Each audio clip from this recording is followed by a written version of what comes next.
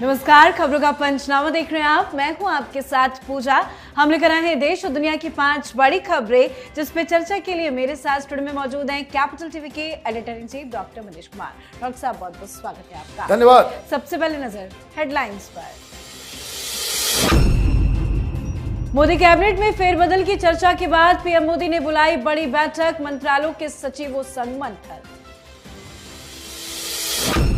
राम मंदिर चढ़ावा चोरी मामले में एसआईटी जांच तेज, 3 घंटे की पूछताछ से घबराए चंपत राय तो अयोध्या में अजय राय नजरबंद। सीएम योगी बोले अखिलेश रामलला के दर्शन कर ले, सद्बुद्धि आएगी। ममता बनर्जी को एक साथ कई बड़े बड़े झटके, टीएमसी के अकाउंट फ्रीज मामले में हाईकोर्ट का अर्जेंट सुनवाई से इनकार। चुनाव आयोग ने भवानीपुर में मतगणना में गड़बड़ी के ममता के दावों को किया खारिज। साथ ही पुलिस ने तृणमूल को शहीद दिवस रैली की अनुमति देने से किया इनकार। भगवत मान के विवादित वीडियो पर कलह जारी, पंजाब की आम आदमी पार्टी सरकार में बवाल, मान के खिलाफ विद्रोह की शुरुआत। तो इसी बीच भगवत मान बोले मेरे खिलाफ साजिश रच रहा है विपक्ष।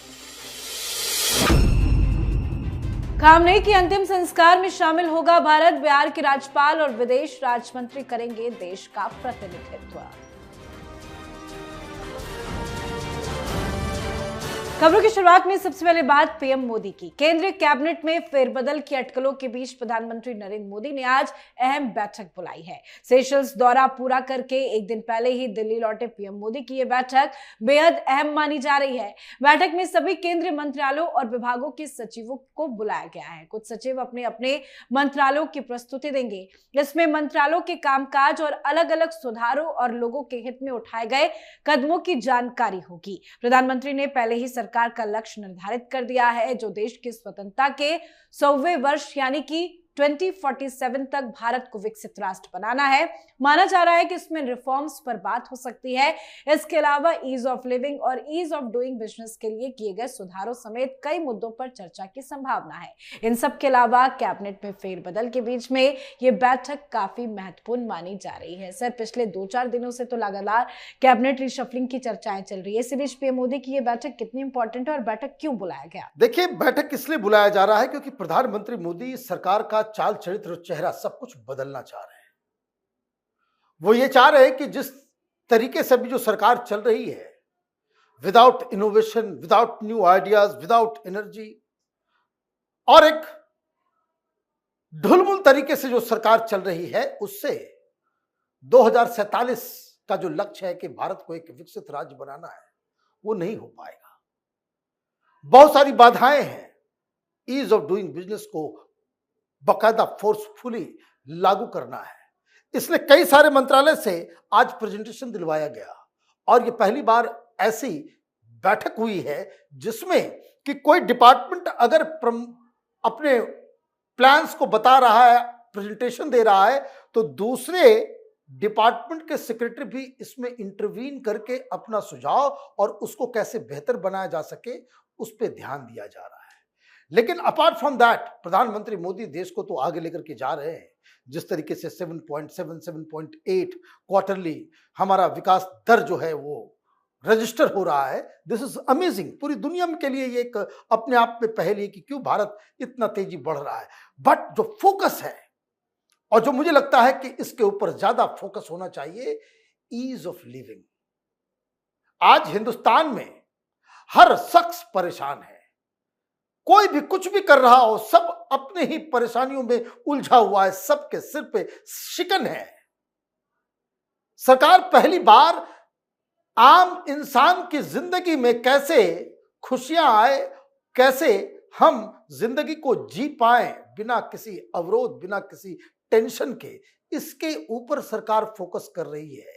ये अपने आप में एक फिलॉसफी में बदलाव, गवर्नेंस के फिलॉसफी में बदलाव की ओर इशारा कर रहा है। जी, चलिए बढ़ते हैं आगे और बात राम मंदिर चढ़ावा चोरी मामले की। राम मंदिर चढ़ावा मामले की जांच में अब नए पहलुओं की पड़ताल की जा रही है। पुलिस ने चंपत राय से कई घंटे पूछताछ कर उनका बयान दर्ज किया। वहीं एसआईटी बैंक रिकॉर्ड, सुरक्षा व्यवस्था, समझौते के पालन और गिरफ्तार आरोपियों की आर्थिक गतिविधि की भी जांच कर रही है। जांच एजेंसियां पूरे मामले से जुड़े दस्तावेजों और वित्त रिकॉर्ड का मिलान कर रही है। तो वहीं ट्रस्ट की 11 जुलाई को प्रस्तावित बैठक की तारीख में बदलाव कर दिया गया है। अब यह बैठक 11 के बजाय 6 जुलाई को होगी। बात राजनीति की करें तो राजनीति भी खूब हो रही है।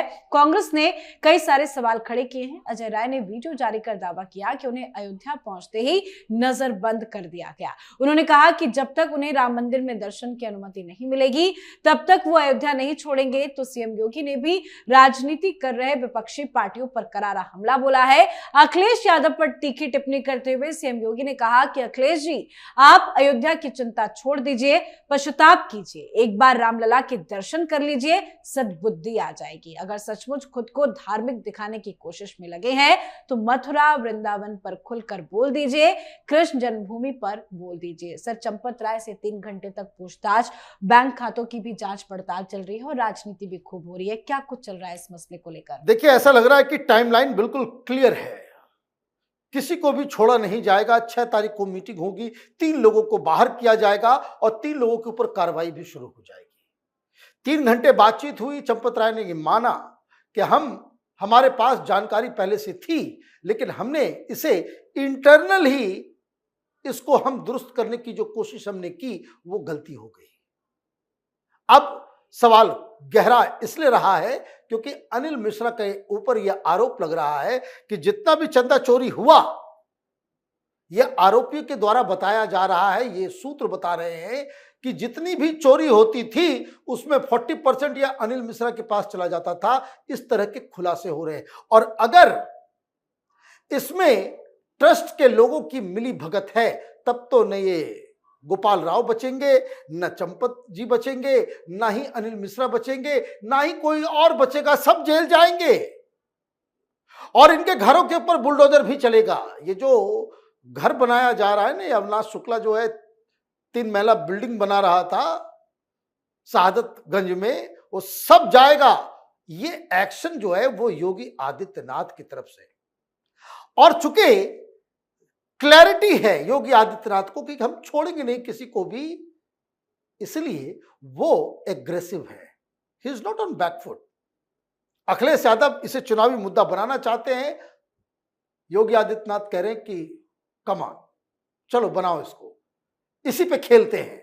और इसलिए अब बहुत सारे लोगों को ये सोचना पड़ेगा कि आपने रामलला के मंदिर में चोरी के मुद्दे को अगर आपने उठाया तो ये काशी विश्वनाथ और श्री कृष्ण जन्मभूमि का मुद्दा अगर योगी उठा देते हैं तो फिर अखिलेश यादव कहीं के नहीं रहेंगे। जी, अब बात ममता बनर्जी की बढ़ती मुसीबतों की। आज ममता बनर्जी को एक साथ कई बड़े बड़े झटके लगे हैं।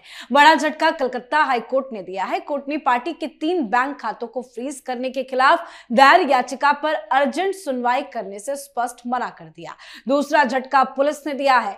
कोलकाता पुलिस ने तृणमूल कांग्रेस के दोनों गुटों को धर्मतला में 21 जुलाई को शहीद दिवस कार्यक्रम आयोजित करने की अनुमति देने से इनकार कर दिया। साथ ही तीसरा बड़ा झटका चुनाव आयोग ने दिया है। चुनाव आयोग ने ममता बनर्जी की तरफ से लगाए गए गड़बड़ी के आरोपों को खारिज कर दिया। दरअसल ममता बनर्जी ने आरोप लगाया था कि दक्षिण कोलकाता के भवानीपुर विधानसभा क्षेत्र में बीजेपी नेता शुभेंदु अधिकारी से उनकी हार दक्षिण कोलकाता के सखावत मेमोरियल गवर्नमेंट गर्ल्स कॉलेज में मतगणना में गड़बड़ी का ही नतीजा था। चुनाव आयोग ने फिर से दोहराया कि सारे आरोप बिल्कुल गलत है। सर एक साथ इतने सारे बड़े बड़े झटके ममता को, देखिए इसी कहते हैं कि खेला हो गया इनके साथ। आप झूठ, धूर्तता और अफवाह की राजनीति करेंगे तो यही हश्र होने जा रहा है। आपने चुनाव के हार को सहस्र स्वीकार कर लिया होता कि हम हार गए, हम अपने आप को बदलने की कोशिश करेंगे। अगर ये काम इन्होंने कर दिया होता पहले तो ये सारी चीजें दिक्कत नहीं आती। अब पार्टी में रिवोल्ट हो गया।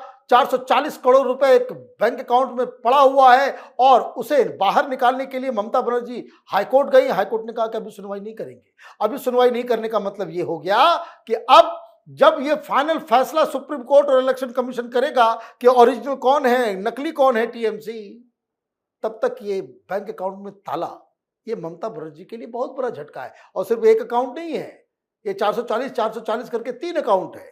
मतलब आप ये समझिए कि 1300-1400 करोड़ रुपए का जो है वो फटका लग गया है ममता बनर्जी को। अब आपने शुभेंदु अधिकारी के खिलाफ जाकर के कहा कि भाई हमें धक्का मारा, हमें पीटा गया, हमें पता नहीं किस तरह से प्रताड़ित किया गया, गड़बड़ियां की गई, मना कर दिया गया कि नहीं होगा। और शहीदी दिवस ये तो रिवाइव करने का एक तरीका था, लेकिन हुआ क्या, क्यों कैंसिल किया गया? कैंसिल इसलिए नहीं किया गया कि वहां ममता बनर्जी को रैली नहीं करने देना, नहीं, नॉट फॉर दैट। क्योंकि दो लोग परमिशन मांगने के लिए आ गए, वो नया वाला टीएमसी और कालीघाट मैंने ममता बनर्जी वाला टीएमसी, ये दोनों ही एक ही जगह पे, एक ही दिन, एक ही समय पे वो रैली करना चाह रहे थे। सरकार ने कहा नहीं, इसमें दंगा हो जाएगा, मारपीट हो जाएगा, जैसे गुंडे हैं ये लोग, तो हिंसा ना हो, इसलिए अगले 60 दिनों तक सारी रैलियों के ऊपर बैन लगा दिया गया कि जहां जहां ये लोग आपस में, ये गुट भी निकलेगा, ये गुट भी निकलेगा, ये दोनों बमबाज हैं, गुंडे हैं, बदमाश हैं। तो हिंसा को रोकने के लिए एक बहुत बढ़िया फैसला लिया गया है। जी, चलिए बढ़ते हैं आगे। पंजाब की राजनीति और सिख धार्मिक संस्थानों के बीच में टकराव एक बार फिर चर्चा के केंद्र में आ गया है। धार्मिक अपमान विरोधी कानून को लेकर बड़े विवाद के बीच में अकाल तख्त ने मुख्यमंत्री भगवत मान समेत राज्य विधानसभा की सभी 117 सीटों में से 68 सिख विधायकों और मंत्रियों को तलब किया। अमृतसर में हुई सुनवाई के दौरान अकाल तख्त ने पंजाब सरकार को कानून में संशोधन कर आपत्तिजनक प्रावधानों को हटाने के लिए 1 महीने का समय दिया है। अब इसको लेकर पंजाब की आप सरकार में भी हलचल काफी तेज है। मान के खिलाफ पार्टी के अंदर विद्रोह की शुरुआत हो गई है। इसी बीच भगवत मान ने एक बार फिर से बयान दिया है। मामले को लेकर मान ने बीजेपी पर आरोप लगाते हुए कहा कि मेरे खिलाफ साजिश रच रहा है विपक्ष। सर, हर बार और बार बार जब भी कैमरे के सामने भगवत मान आते हैं वो एक ही रट रटा रहे हैं कि मेरे खिलाफ साजिश रची जा रही है। देखिए, आप कहते रहिए कि जैसे केजरीवाल कहता था कि हमारे खिलाफ साजिश है, शराब घोटाला नहीं हुआ, हमारे खिलाफ साजिश है, शीश महल घोटाला नहीं हुआ, हमारे खिलाफ साजिश है, हर जगह साजिश ही इनको नजर आता है। अब सवाल यह है कि मामला अब इनके हाथ से निकल गया है, क्योंकि आम आदमी पार्टी ने यह तय कर लिया है कि दे विल बैक भगवंत मान।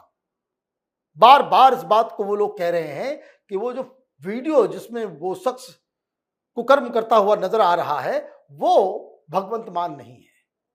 और अकाल तख्त ने इस वीडियो के आधार पे गुरु दोखी और सिख समुदाय का दुश्मन घोषित कर दिया है भगवंत मान को। अब इसको लेकर अब प्रॉब्लम यह हो रहा है कि पार्टी के अंदर जो सिख एमएलए हैं वो बड़े अनकंफर्टेबल हो रहे हैं। वो ये चाह रहे हैं कि भाई इस्तीफा दो। एसजीपीसी एफआईआर की बातें कर रहा है। भारतीय जनता पार्टी, कांग्रेस पार्टी, अकाल तख्त, सारे लोग अब वहां लोग इनकी इस्तीफे की मांग कर रहे हैं और आम आदमी पार्टी इस्तीफा नहीं देंगे, इसके लिए वो तर्क दे रहे हैं। लड़ाई इस्तीफे पे आकर के टिक गई है। भगवंत मान जब तक रहेंगे तब तक आम आदमी पार्टी को नुकसान के अलावा कुछ नहीं होने जा रहा। जी, अब बात आज की आखिरी खबर की। ईरान के पूर्व supreme leader Ayatollah Ali Khamenei के अंतिम संस्कार में भारत की ओर से कौन शामिल होगा, इस सवाल का सस्पेंस अब खत्म हो गया है। ईरान ने इस 4 दिवसीय राजकीय कार्यक्रम के लिए प्रधानमंत्री नरेंद्र मोदी को न्योता भेजा था। हालांकि पीएम मोदी का इंडोनेशिया, ऑस्ट्रेलिया और न्यूजीलैंड का विदेश दौरा पहले से तय है, इस कारण वो इस कार्यक्रम में शामिल नहीं हो सकेंगे। ऐसे में भारत की तरफ से बिहार के राज्यपाल लेफ्टिनेंट जनरल रिटायर्ड सैयद अता हसनैन और विदेश राज्य मंत्री पवित्रा मार्गरीटा को इस कार्यक्रम में भारत के प्रतिनिधित्व के लिए चुना गया है। ईरान में खामनेई के सम्मान में अंतिम संस्कार से जुड़े कार्यक्रम 4 जुलाई से शुरू होंगे, जिसमें ये दोनों ही नेता भारत का प्रतिनिधित्व करेंगे। सर, हालांकि पहले से ही पीएम मोदी का शेड्यूल्ड कार्यक्रम है, लेकिन इसको लेकर क्या विपक्षी पार्टियों की तरफ से सवाल खड़े किए जाएंगे? देखिए, विपक्ष तो सवाल किसी चीज के ऊपर खड़ा कर सकता है, लेकिन न्योता किसको आया? न्योता आया प्रधानमंत्री मोदी के लिए कि आपको आना है, आप आए। और वहीं पे विपक्ष का सारा दाव फेल हो गया। क्यों? क्योंकि सोनिया गांधी हो या फिर विपक्ष के तमाम पॉलिटिकल पार्टीज, इन्होंने प्रधानमंत्री मोदी पर यह आरोप लगाया कि आपने वर्षों की दोस्ती ईरान के साथ आपने तोड़ ली। ये जयराम रमेश बकायदा ट्वीट करते थे, प्रेस कॉन्फ्रेंस किया करते थे कि जब अटैक हुआ उसके एक दिन पहले इजराइल चले गए प्रधानमंत्री मोदी। ये नरेंद्र सरेंडर, ये सारी बातें की गई। लेकिन जैसे ही न्योता आया, मतलब आपने भारत को इस तरीके से पेश किया कि हम ईरान के दुश्मन हो गए। लेकिन ईरान ने क्या किया? ईरान ने प्रधानमंत्री मोदी को इनवाइट कर दिया। हालांकि प्रधानमंत्री मोदी ने जरूर बात की होगी, विदेश मंत्रालय की तरफ से बताया गया होगा कि इनका ऑलरेडी बड़ा टाइट शेड्यूल है। जिस तरीके से ये जो समय जो बताया गया है, उस दौरान वो विदेश में रहेंगे, इंडोनेशिया, ऑस्ट्रेलिया और न्यूजीलैंड के ट्रिप पे रहेंगे और इसलिए वो नहीं आ सकते हैं। तो भारत की ओर से, प्रधानमंत्री मोदी की ओर से इनके 2 प्रतिनिधि उसमें शामिल होंगे। ये बताता है कि भारत की डिप्लोमेसी सही राह पे थी, विपक्ष खामखा अफवाह फैला रहा था। जी, बहुत बहुत धन्यवाद सर बातचीत के लिए। धन्यवाद। तो खबरों का पंचनामा में आज के लिए फिलहाल इतना ही। देश विदेश की बाकी खबरों और उनके सटीक एनालिसिस के लिए देखते रहिए कैपिटल टीवी। हमें लाइक कीजिए, शेयर कीजिए और कैपिटल टीवी को सब्सक्राइब कीजिए। नमस्कार।